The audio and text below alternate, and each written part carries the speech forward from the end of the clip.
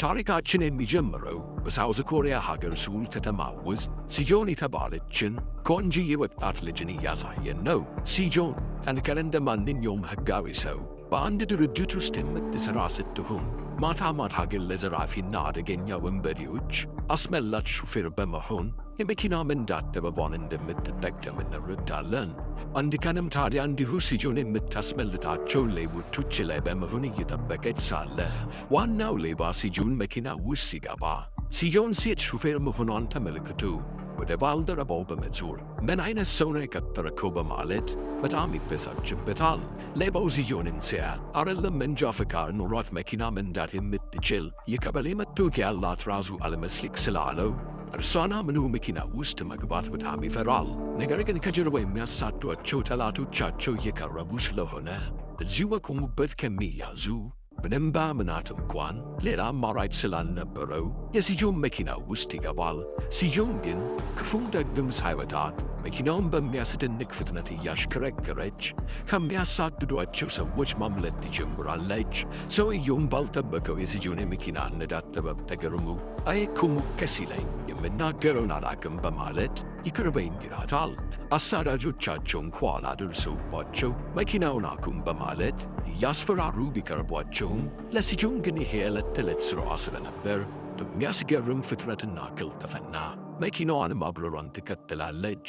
ሲጆን እዚህ ኮሪያ ሀገር ውስጥ ማንም እኔም በመኪና አነዳድ የሚደርስ የለም ብላ የምትንከባረርና በጣም በራሷ የምትተማመን ሴት ናት። ሁለቱን መኪና እንደምንም ካመለጠች በኋላም አንድ መኪና ብቻ ይቀራትና እርሱን ደግሞ ለማምለጥ ወደ ባቡር ሐዲድ ጋር ትሄዳለች። የሚያሳዳትም መኪና ከኋላ ሲጆንን እየተከታተለ ሲሳደዱ ከቆዩ በኋላ ሲጆን ባቡሩ ፊት ለፊቷ ሲመጣባት መኪናዋን ታቆመዋለች። የሲጆንም ደንበኞች አለቀልን ተያዝን ብለው ሲጨነቁ ጊዜ ሲጆን መኪናዋን በማስነሳት ባቡሩን እንደምንም ብላ በመቅደም ደፊቱ ትገባበትና አለፈው በመሻገር የሚያሳዷትን ሰዎች ታመልጣለች። አሳዳጆቻቸውም የሚያደርጉት ጠፍቷቸው ባቡሩ ከልድሏቸው ወደ ኋላ ይቀራሉ። ሲጆንም ደንበኞቿን ሰዋራ ስፍራ ድርሳ ታርጋውን ተቀየረች በኋላ ደንበኛዋ እንደው ስለ ቅድሙ አፉ በይም በማለት ተጠየቀቻቸው። ገንዘብ እጥፍ ከፍለዋት ይለያያሉ። በሚቀጥለው ቀንም ሲጆን ይህንን ሥራ የሚያሰራት አለቃዋ ቤክ ጠርቷት ትሄድና አዲስ ከበድ ያለ ሥራ እንዳለ ይነግራታል። ሲጆንም ሥራው ምን እንደሆነ ስትጠይቀው ቤክ ኪም የተባለን አንድ ሰው ከልጁ ዋን ጋር ወደ ወደብ ማድረስ እንደሆነ ያስረዳታል። ኪም በቅርቡ ሕገወጥ በሆነ የቁማር ሥራ ላይ በጣም ትርፋማ በመሆን ቢሊዮነር የሆነ ሲሆን ይህንንም ሕገወጥ ሥራውን የሚያግዘው ቻው የተባለ ሙሰኛ ፖሊስ ነበር። ነገር ግን ቻው ብዙም የማይታመንና ቀጣይ ድርጊቱ እንኳን ምን እንደሆነ መገመት የሚያስቸግር አደገኛ ሰው ሲሆን ኪምም ይህንን ጠንቅቆ ስለሚያውቅ ቻውን በዓይነ ቁራኛ ነበር የሚከታተለው።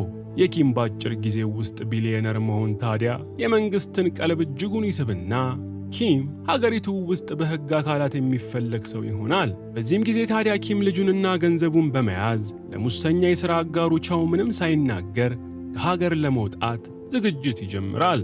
የኪም ቢሊየን ገንዘብ አንድ ትልቅ ካዝና ውስጥ ያለ ሲሆን የዚያንም ካዝና መክፈቻ ሪሞት ራሱ ጋር ነበር ያስቀመጠው። ሙሰኛ ፖሊሱ ቻውም ታዲያ የኪምን ከሀገር ለመሸሽ ሐሳብ አውቆ ሳይቀድመው ገንዘቡን ለመውሰድ ኪምን ማሳደድ ይጀምራል። የሲጆን አለቃ ቤክም ሥራውን በዚህ መልኩ ካስረዳ በኋላ እነ ኪምን የምታገኝበት ሞባይል አውጥቶ በመስጠት እንድትሄድ ሲነግራት ሲጆን ግን እንደዚህ አይነት አደገኛ ሥራ አልሰራም በማለት አልስማማም ትላለች። አለቃዋ ቤክ ግን ይህንን ሥራ ከሠራች ለሥራው ከሚከፈላቸው ላይ 50% እንደምትወስድ ሲነግራት ሲጆንም እሺ በማለት ተስማምታ፣ ነገር ግን ሥራው መሃል ላይ አንዳች የከፋ ነገር ከመጣ ሥራውን መሃል ላይ አቋርጣ እንደምትተወው ታሳውቀዋለች። ከልጁ ጋር የሚያመልጠው ኪምም ሐሰተኛ ፓስፖርት ለራሱና ለልጁ ከተዘጋጀለት በኋላ ሲጆንን የት እንደምታገኘው አድራሻ ልኮላት ሲጆን ወደዛ ታመራለች። ነገር ግን ሙሰኛው ፖሊስ ቻው ኪም ከማምለጡ በፊት እቅዱን በሙሉ ያውቅበትና ሳያመልጥ በፊት ሊይዘው ያለበት ድረስ ይሄዳል። ቻውና ሰዎቹ ኪም ያለበት ደርሰው በሩን ለመክፈት መደብደብ ይጀምራሉ።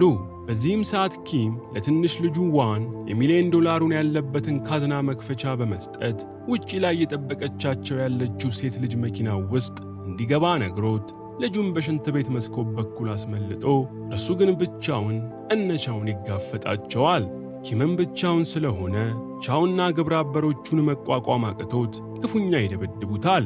ቻውም የገንዘቡን መክፈቻ ኪም ጋር ሳይሆን ልጅየው ዋን ጋር እንደሆነ ገብቶት ግብረ አበሮቹን ወደ ዋን ጋር ይልካቸዋል። ትንሽየው ዋንም እየሮጠ እየጠበቀችው ወደ ነበረችው ሲጆን ጋር ደርሶ መኪናው ውስጥ ከገባ በኋላ ሲጆን መኪናዋን በሚያስደምም ብቃት አስነስታው ዋንን ይዛው ትሄዳለች። ነገር ግን ቻው መኪናውን አስነስቶ ከሲጆን ፊት ለፊት መኪናውን ይዞ በመቆም መንገድ ይዘጋባታል።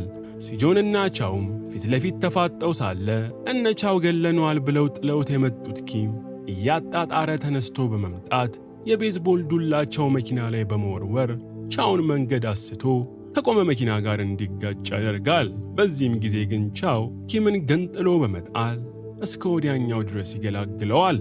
ሲጆንና ዋንም በተፈጠረላቸው አጋጣሚ በመጠቀም ሲጆን መኪናዋን እያበረረች ከአካባቢው ታመልጣለች።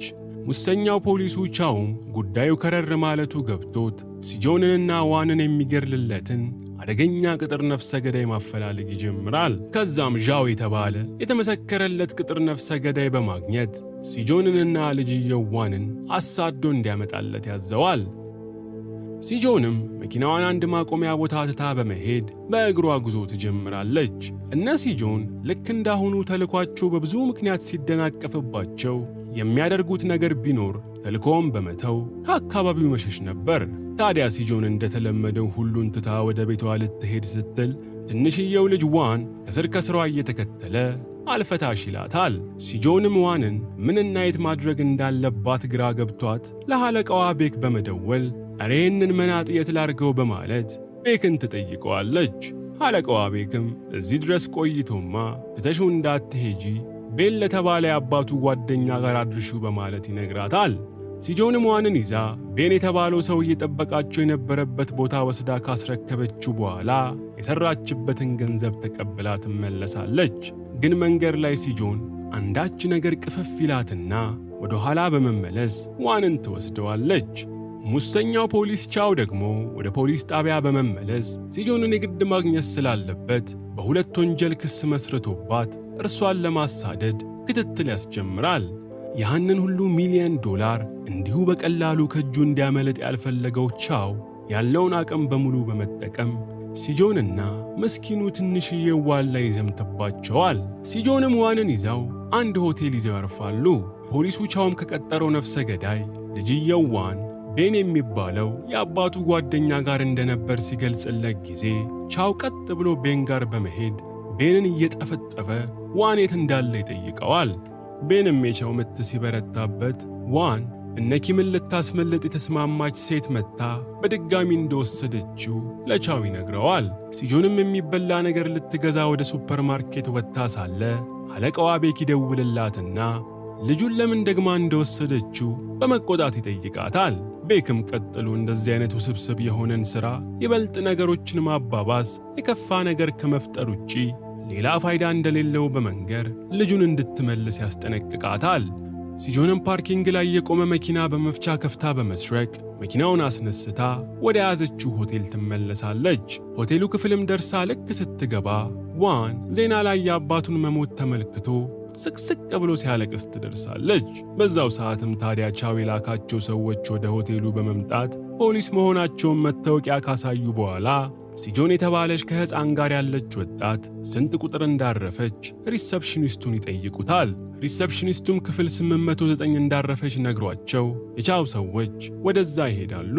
በልጧ ሲጆን ግን የሚያለቅሰው ዋንን እንደምንም ዝም አስብላው የሆቴሉ ሰራተኛ በመምሰል ዋንን የሚገፋ ነገር ውስጥ ከታች ደብቀው ከሆቴሉ ለማምለጥ ቀስ ብለው መሄድ ይጀምራሉ።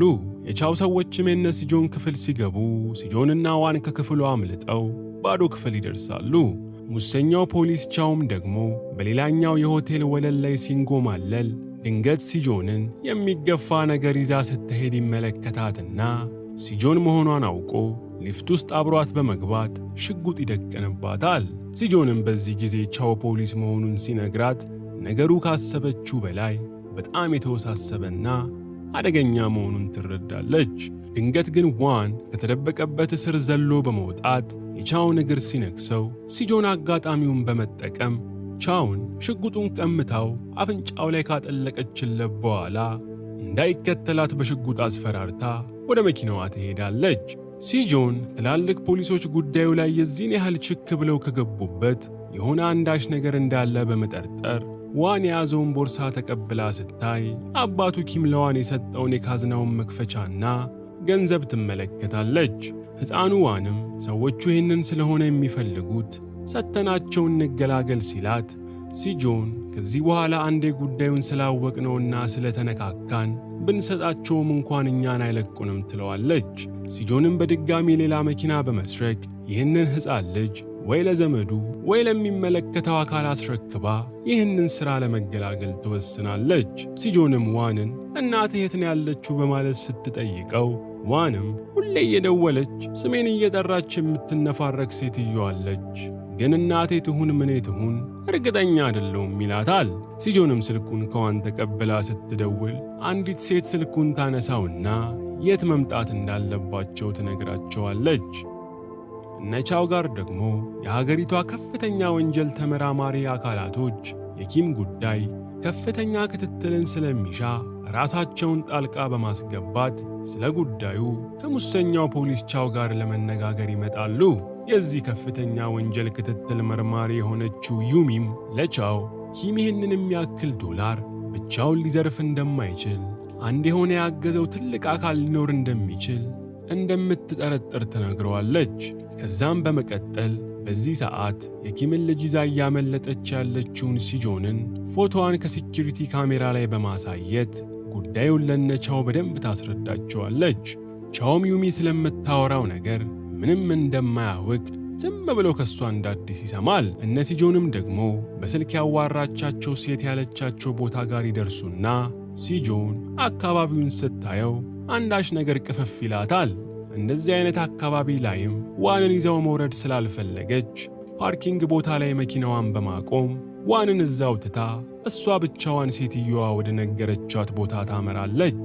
ሲጆንም እዛ ስትደርስ በስልክ ያወራቻትን ሴትዮ አግኝታ ልጇ ዋን አባቱ እንደሞተና አሁን ላይ እሱን የሚረከብ ሰው እንደሌለ ለእናት ተብየዋ ሴት ስትነግራት ሴትዮዋም ከኪም ጋር ጊዜያዊ ግንኙነት ብቻ እንጂ ከእርሱ ልጅ እንዳልወለደች ለሲጆን ትነግራታለች። ሲጆንም በዚህ ሰዓት ሴትዮዋ ኃላፊነት ላለመሸከም ሆን ብላ እየሸሸች እንደሆነ ገብቷት ከዚህች አይነት ቀውስ ጋር መከራከር ጥቅም እንደሌለው ስለገባት ያንን የመሰለ ምስኪን ልጅ የአንቺ አይነት እርጉም እናት ስላለው በጣም ዕድለቢስ ነው በማለት ጥላት ትወጣለች። ሲጆን ከዛ ወጥታ ወደ ፓርኪንጉ ቦታ ስትመለስ ግን በጣም በሚያስደነግጥ ሁኔታ የመኪናው በር ተከፍቶ ዋንን መኪናው ውስጥ ታጠዋለች። ሲጆን እጅግ በጣም ተናግጣም ሳለ ዋን ከጀርባዋ መጥቶ ጥምጥም ብሎ ያቅፋታል። ቀጥሎም ስለ እናቱ ሲጠይቃት ሲጆን ነገሩን ልትደብቀው ስላልፈለገች እናቱ እሱን ለማየት አይደለም ልጄ ብላ እንኳን ልታምነው ፈቃደኛ እንዳልሆነች ግልጹን ስትነግረው ዋን በዚህ ነገር ልቡ ክፉኛ ይሰበራል። በዚህም ሰዓት ታዲያ ድንገት የሲጆንን መገኛ ያወቀው ሙሰኛው ፖሊሱ ቻው ከጀርባዋ መጥቶ ጭንቅላቷን ክፉኛ መጥቶ ይጥላታል። የቻውም ሌላ ሰው ዋንን አቅፎ መኪናው ውስጥ ሲከተው ቻው ደግሞ ሲጆንን እስከ መጨረሻው ወቅቶ ሊገላግላት ሲል እርሷ ቀድማ መኪናቸውን በምትከፍትበት መፍቻ እግሩን ወግታ ታመልጠዋለች። ከዚህም በመቀጠል ፈጥና ወደ ታችኛው ፎቅ በመውረድ ዋን ይዞት እያመለጠ የነበረውን መኪና ተንሸራቶ እንዲቆም ጃኬቷን አውልቃ በላይ ተርታ አቃጥለውና እሳት ሲነሳ በራሱ ለማጥፋት የሚረጨው ውሃን እንዲፈስ ታደርጋለች። እቅዷም ተሳክቶላት ዋንን ጭኖ ሊያመልጥ የነበረው መኪና እሷ ያለችበት ታችኛው ፎቅ ላይ ሲደርስ ውሃው አንሸራቶ ተጋጅቶ ይቆማል። ሲጆንም አጋጣሚውን በመጠቀም ሹፌሩን እግሩን መታ ከመኪናው ከወረወረችው በኋላ መኪናው ውስጥ በመግባት የዋንን ደህንነት ትጠይቀዋለች። ድንገት ግን ቻው በመኪና መጥቶ ፊት ለፊቷ በመምጣት ይጋፈጣታል። ሲጆንም መኪናዋን ወደ ኋላ በመንዳት በሚገርም ብቃት ወደ ላይኛው ፎቅ መውጣት ትጀምራለች። ቻውም እርሷን ሲያሳድ ቆይቶ 15ኛ ፎቅ ላይ ሲደርሱ ሲጆን መሄጃ አጥታ ፊት ለፊት ከቻው ጋር ትቆማለች። በዚህም ጊዜ ታዲያ ቻው እነ ሲጆንን ከፎቅ ላይ ገፍቶ ሊጥላቸው መኪናውን አንደርድሮ ሲሄድ ሲጆን አስደማሚ የመኪና ብቃቷን በመጠቀም ተሸውደውና ቻው ከ15ኛ ፎቅ ላይ ከመኪናው ጋር ቁልቁል ይወድቃል። እነ ሲጆንም ምንም እንኳን ሙሰኛ ፖሊሱ ቻውን በሚገርም ብቃት ቢያመልጡም ሲጆን ግን በግርግሩ በጣም ተጎድታ ስለነበር በመጨረሻም መኪናዋን እንኳን መንዳት አቅቷት ትቆማለች። ዋንም ከመኪናው በመውረድ እያለቀሰ እርዳታ ሲጠይቅ አንዲት ሴት መኪናዋን አቁማ ትረዳቸዋለች። ሴትዮዋም ሲጆንንና ዋንን ይዛ እየሄደች ሳለ ዋን ገንዘብ መያዙን እንዴት እንዳወቀች ለኔም ባልገባኝ መሰረት ገንዘብ ከያዝክ ስጠኝና መኪናውን ውሰዱት በማለት የመኪናውን 10 እጥፍ የሚያወጣ ብር ተቀብላ መኪናውን አንድ ሰዋራ ቦታ አቁማ ትሄዳለች። ጠዋትም ላይ ሲጆን ራሷን ስታውቅ ዋን እንደምንም ብሎ ሕይወቷን እንዳተረፈላት ይገባታል። ሙሰኛው ቻው ደግሞ ከተከሰከሰበት ተነስቶ ብዙ ማጣራቶችን ሲያደርግ ሲጆን የምትጠቀማቸው እያንዳንዱ የታርጋ ቁጥር ባለቤት ቤክ የተባለ አንድ ሕገወጥ የትራንስፖርት አገልግሎት የሚሰጥ ሰው መሆኑን ይደርስበታል። በዚህም ሰዓት ቻው ሲጆንና ቤክ ለኪም እንዲያመልጥ የትራንስፖርት አገልግሎት ሊሰጡት ተስማምተው እየሰሩ እንደሆነ ይገባዋል። ሲጆንም ከተኛችበት ተነስታ ሕፃኑ ዋን በውድ የገዛውን መኪና አይታ የሸጠችለት ሴትዮ እንዳጭበረበረችው ትረዳለች። በዛ ላይ ደግሞ ቁልፉ ስለጠፋባቸው ዋን መኪናውን ባሉት ብዙ ቁልፎች ለማስነሳት ይሞክራል። ሲጆንም እንዴት መኪናን ያለ ቁልፍ በቢላ ብቻ መክፈት እንደሚቻል ለዋን ታሳየዋለች። ከዛም መኪናውን አስነስተው ከሄዱ በኋላ ሲጆን ለአለቃዋ ቤክ በመደወል ምንም እንኳን ዋንን የሚፈልጉት ሰዎች ከእርሱ የሚፈልጉት ነገር ቢያገኙም እርሱን ግን በሕይወት ስለማይለቁት ወደ ሌላ ሀገር ልጁን ማስመለጥ አለብን በማለት ታማክረዋለች። ቤክም በሲጆን ሐሳብ ተስማምቶ ዋንን ወደ ሌላ ሀገር ለመላክ ፓስፖርት ማዘገጃጀት ይጀምራል። ሲጆንም ዋንን ይዛ ወደ ቤክ ጋር ስትወስደው ዋን ሲጆንን ስላደረገችለት ነገር ሁሉ አመስግኗት ለምን ፍቅረኛ ከሌለሽ እኔን አጠብሽኝም በማለት ያስቃታል። ቀጥሎም የምትልኩኝ ቦታ አብረሽኝ በማለት የሲጆንን ልብ ያባባዋል። ሲጆንም ለዋን ከፊትህ በጣም ጥሩና ብሩህ ተስፋ የሚጠብቅ ልጅ ነህ በማለት ዋንን እንዳይፈራና በራሱ ተማምኖ የሚመጣበትን ነገር በሙሉ እንዲጋፈጥ ልክ እንደ ታላቅ እህት በመሆን ትመክረዋለች። እነ ሲጆን ቤክ ጋር ከደረሱ በኋላ የቤክ ተላላኪ የሆነ ልጅ ዋንን ወደ ኬንያ ሊልኩት እንደወሰኑ ለሲጆን ሲነግራት ሲጆንም ለቤክ $1 ሚሊዮን ያለበት መክፈቻን ስትሰጠው ይሄ የካዝና መክፈቻ እርሱ ጋር እስካለ ድረስ ሕይወቱ ትልቅ አደጋ ላይ እንደሆነ ቤክ ይገነዘባል። ሲጆንም ዋንን ውጪ ላይ ሲጫወት አይታው የራሷን የልጅነት ሕይወት ያስታውሳታል። እርሷም እንደሱ በልጅነቷ ቤተሰቧን አጥታ ኑሯን በራሷ እዚህም እዛም እያለች እንዳደገች አስታውሳ ለዋን አንጀቷ ይላወሳል። ወክ እያደረጉ ዋን ሲጆንን አድጌ አንቺን ነው ምጠብሰው፣ በጣም ለሰው ሐሳቢና የምትራሪ ሰው ነሽ በማለት ለሲጆን ያለውን ፍቅር ይገልጽላታል። በሌላም ቦታ በዚህ ጉዳይ እጃቸውን ያስገቡት ከፍተኛ ወንጀል ክትትል አባላት ከዚህ ሁሉ ወንጀል ጀርባ ያለው ሙሰኛው ፖሊስ ቻው መሆኑን ይረዳሉ። የዚህ ወንጀል ክትትል ዋና የሆነችው ዩሚም ቻው ወደ እነቤክ ከተማ እየሄደ መሆኑን አውቃ እርሷም ወደዛ ታመራለች። ሲጆንም ውጪ ላይ ዋንን ወደ ኬንያ በመርከብ ለሚወስደው ሰው ገንዘብ እየከፈለችው ሳለ ሙሰኛው ፖሊስ ቻውና ግብረ አበሮቹ የቤክ ቢሮ ገብተው ቤክን ክፉኛ ይደበድቡታል። በዚህም ጊዜ የቤክ ተላላኪ የነበረው ልጅ ዋንን ቀስ ብሎ መኪናው ኮፈን ውስጥ ይደብቀዋል። ቤክም የምትፈልገውን $1 መክፈቻ ሪሞት ልስጥህና እኔን ተወኝ ብሎ ሲጠይቀው ቻውን በሐሳቡ ይስማማል። ይሁን እንጂ ቤክ ምንም እንኳን መክፈቻውን ቢሰጠውም አንዴ እጁ ካስገባ በኋላ እንደሚገርለው ስለገባው መክፈቻውን የሚሰጥ መስሎ ጥይት በማውጣት የቻውን ሰዎች ይፈጃቸዋል። ቻውን በፍጥነት ቤክን በጥይት በማለት እዛው ቢሮ ውስጥ ይገላግለዋል።